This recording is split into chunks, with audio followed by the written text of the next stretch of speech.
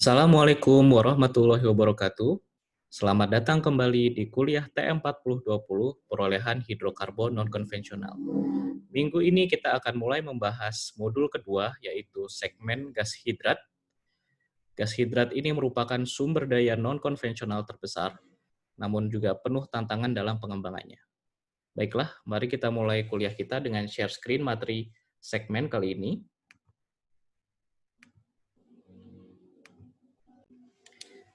Segmen kuliah kali ini adalah segmen ke-20 dengan judul gas hidrat dan proses pembentukannya di alam.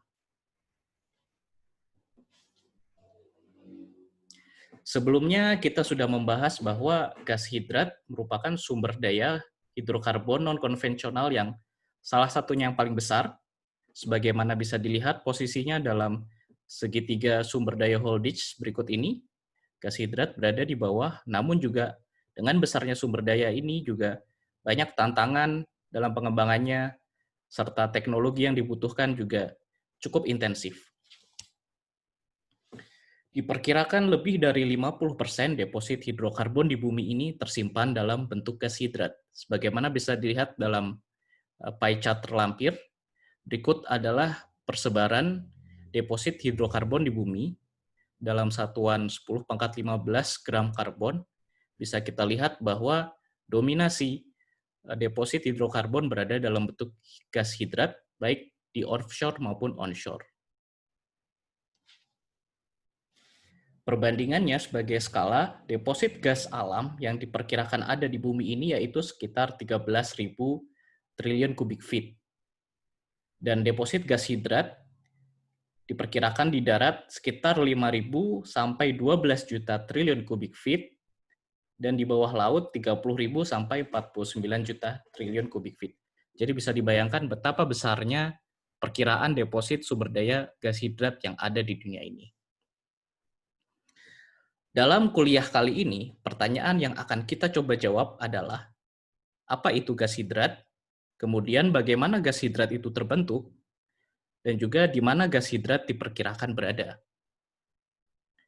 Terakhir, berapa perkiraan sumber daya gas hidrat metana di bumi, sebagaimana yang ditunjukkan di awal. Jadi apa itu gas hidrat? Sesuai definisi, gas hidrat adalah material berbentuk kristal es, di mana molekul air, yaitu sebagai molekul tuan rumah, membentuk struktur seperti kurungan atau disebut juga sebagai klatrat, sehingga memiliki rongga yang dapat terisi oleh molekul gas, yaitu molekul tamu yang terjebak di sini. Gas hidrat metana ini juga sering disebut sebagai fire ice karena wujudnya yang berupa es, dan juga dia dapat terbakar begitu ya, karena gas metana di dalam kandungan es ini.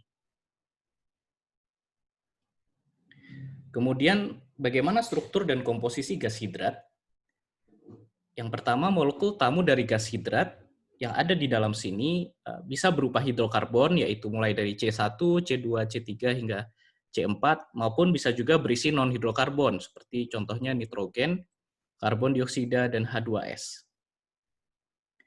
Nah, struktur gas hidrat ini memiliki struktur kristal tertentu. Di sini untuk gas metana, dia memiliki struktur tipe 1 atau kita sebut sebagai S1 dengan bentuk struktur seperti ini, yaitu 12 segi 5 dan juga dua sisi segi 6. Ini dirangkai menjadi 8 bagian, 8 kurungan, sehingga dalam satu struktur ini, untuk struktur 1, terdapat 8 molekul tamu yang terjebak di dalam satu struktur hidrat. Rumus molekul untuk gas hidrat metana adalah CH4 8.H2O46. Artinya, dalam 8 molekul CH4 dibutuhkan 46 molekul H2O untuk menjebaknya. Dalam kata lain, bisa juga disebut sebagai 1 mol metana dijebak oleh 5,75 mol air. 13,4% dari massa hidrat adalah CH4, dan densitas hidrat lebih kecil sedikit dari densitas air, yaitu 0,9 gram per cc.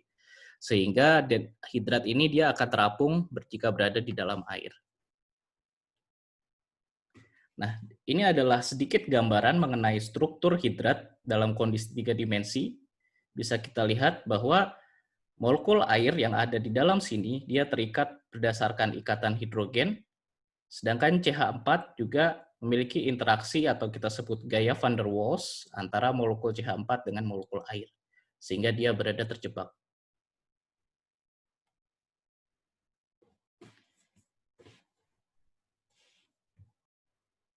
Nah, yang menarik dari gas hidrat ini adalah rasio volume gas terhadap padatan yang cukup tinggi, yaitu untuk 1 meter kubik metan hidrat bisa mengandung sekitar 160 hingga 170 meter kubik gas metana. Sehingga nanti akan kita lihat bahwa properti ini akan dimanfaatkan juga dalam cara mentransportasi gas. Nah, bagaimana gas hidrat kemudian bisa terbentuk? Gas hidrat terbentuk dan terperangkap secara termodinamik, sehingga dia stabil pada kondisi tekanan dan temperatur tertentu. Nah, kondisinya adalah gas hidrat terbentuk pada tekanan yang tinggi dan juga temperatur yang rendah. Di sini kita bisa lihat ini adalah diagram fasa dari gas hidrat. Di atas temperatur air membeku, hidrat bisa berada juga dengan fasa air dan fasa gas. Di bawah titik beku air akan menjadi padatan juga sebagai es dan juga ada sebagian yang mengandung gas di dalamnya membentuk hidrat. Dan juga pembentukan gas hidrat ini tidak membutuhkan struktur kurungan seperti gas cap. Jadi dia hanya membutuhkan kondisi termodinamik agar dia terbentuk secara stabil. Lalu kurva kestabilan gas hidrat atau kita nyatakan sebagai garis ini. Jadi di dalam area ini gas hidrat diperkirakan akan terbentuk. Nah, kurva ini dia bergantung dari komposisi gas dan juga salinitas air. Sebagaimana bisa kita lihat semakin tinggi spesifik gravity dari gas, envelope-nya atau kurva kestabilan gasnya akan semakin besar. Terdapat beberapa metode prediksi untuk zona kestabilan hidrat, yaitu daerah biru ini, yaitu yang pertama adalah model empirik dengan menggunakan data laboratorium, seperti contohnya adalah korelasi grafik Katz berikut, dan yang kedua adalah model termodinamik yang diselesaikan secara analitik. Pada kuliah ini kita hanya akan membahas mengenai model empirik untuk memprediksi kestabilan hidrat. Berikut adalah contoh perhitungan menggunakan korelasi grafik dari Katz, yaitu jika diketahui bahwa free water berada pada temperatur 50 derajat Fahrenheit, dan juga diketahui komposisi dari gas, yaitu fraksi gas dari metana sebesar 90% dengan molecular weight 16,04, serta fraksi gas C2 sebesar 10% dengan molecular weight 30,07, berapa tekanan pembentukan hidrat dengan kondisi berikut. Yang bisa kita lakukan adalah pertama kita menghitung molecular weight dari gas, yaitu jumlahan dari fraksi mol dengan molecular weight dari masing-masing komponen, sehingga didapat molecular weight apparent sebagai berikut. Kemudian kita hitung spesifik gravity gas, yaitu sebagai berikut. Lalu kemudian kita tarik garis dari temperatur kondisi free water level. Pertama, spesifik gravity yang dipakai adalah 0,6 sehingga zona kestabilan gas hidrat berada di daerah biru ini dengan garis merah berikut. Kemudian kita tarik temperatur dari 50 menuju ke kurva kestabilan gas hidrat. Dan kita tarik ke sumbu tekanan. Sehingga ini adalah tekanan minimum pembentukan gas hidrat pada temperatur ini dengan komposisi gas tertentu. Di sini dapat kita lihat bahwa tekanan minimum terbentuknya hidrat adalah 5000 psi. Terdapat juga beberapa model korelasi empirik lainnya, seperti contohnya Tauler and Muketap dari tahun 2005 dengan persamaan sebagai berikut. Ini adalah temperatur terbentuknya hidrat sebagai fungsi dari tekanan dan juga spesifik gravity gas. Dan juga ada juga korelasi dari Moti tahun 1990, bentuknya juga sama. Semua tekanan dalam kondisi PSI dan temperatur dalam kondisi Fahrenheit. Bisa kita lihat bahwa kedua korelasi tersebut memiliki galat relatif yang cukup dekat dengan hasil eksperimen, yaitu keduanya berada di bawah 1%. Lalu setelah kita mengetahui bagaimana hidrat terbentuk, sekarang kita ingin melihat di mana gas hidrat bisa berada di muka bumi ini. Jadi di sini adalah gambar lingkungan pembentukan dari gas hidrat. Nah, sebagaimana ditunjukkan pada gambar ini, gas hidrat dapat terbentuk di lingkungan darat, yaitu permafrost, yaitu tanah yang beku, maupun di laut dalam, seperti berikut.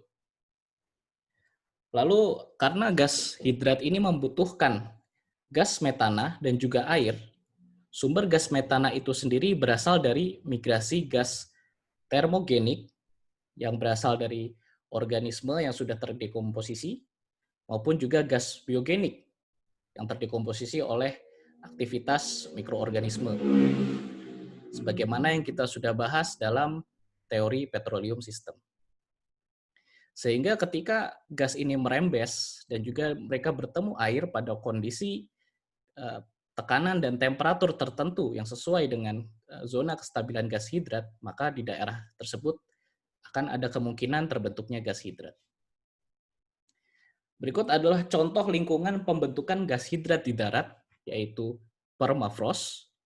Permafrost sendiri berasal dari kata artinya tanah yang membeku, karena di sini tanahnya berada di bawah temperatur titik beku air, di bawah 0 derajat Celcius, bisa kita lihat.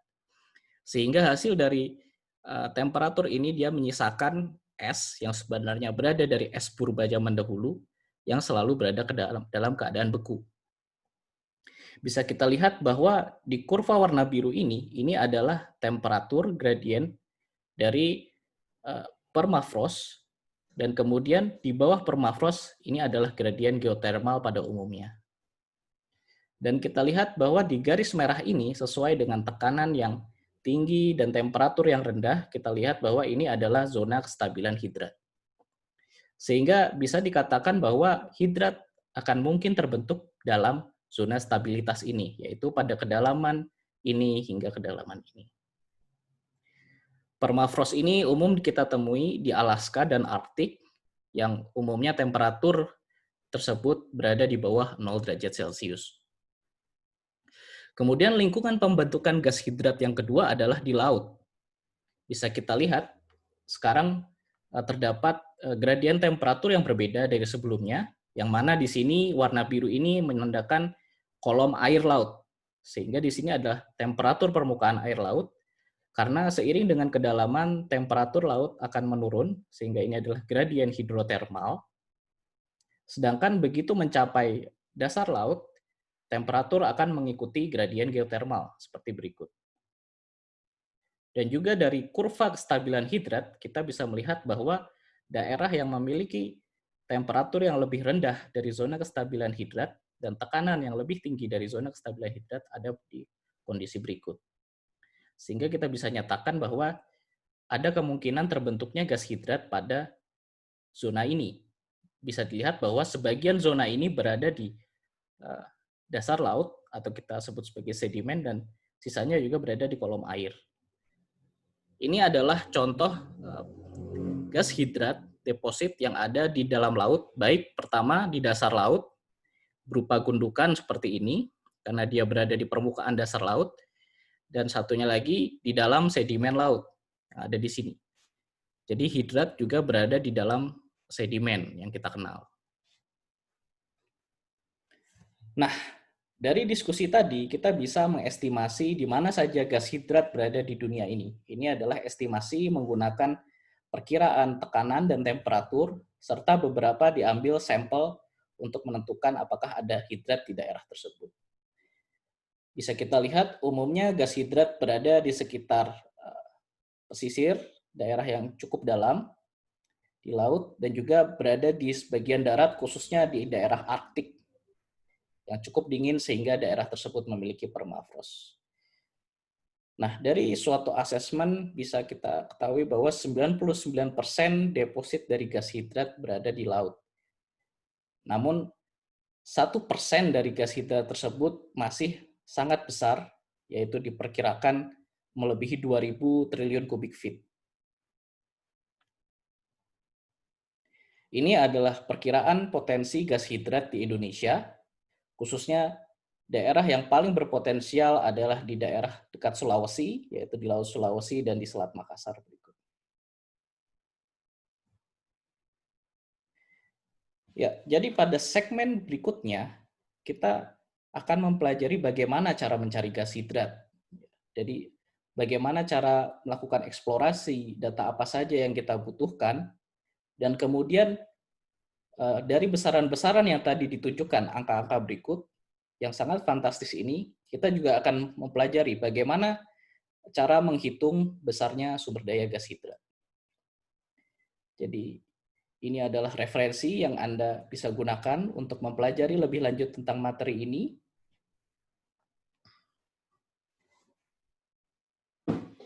Dan juga di segmen berikutnya, kita akan melihat bahwa gas hidrat memiliki karakteristik tertentu sesuai daerah di mana dia terbentuk, yang nantinya akan berpengaruh kepada keputusan komersial bagaimana mengembangkan gas hidrat tersebut. Tetap ikuti segmen berikutnya. Sampai jumpa dan tetap semangat. Assalamualaikum warahmatullahi wabarakatuh.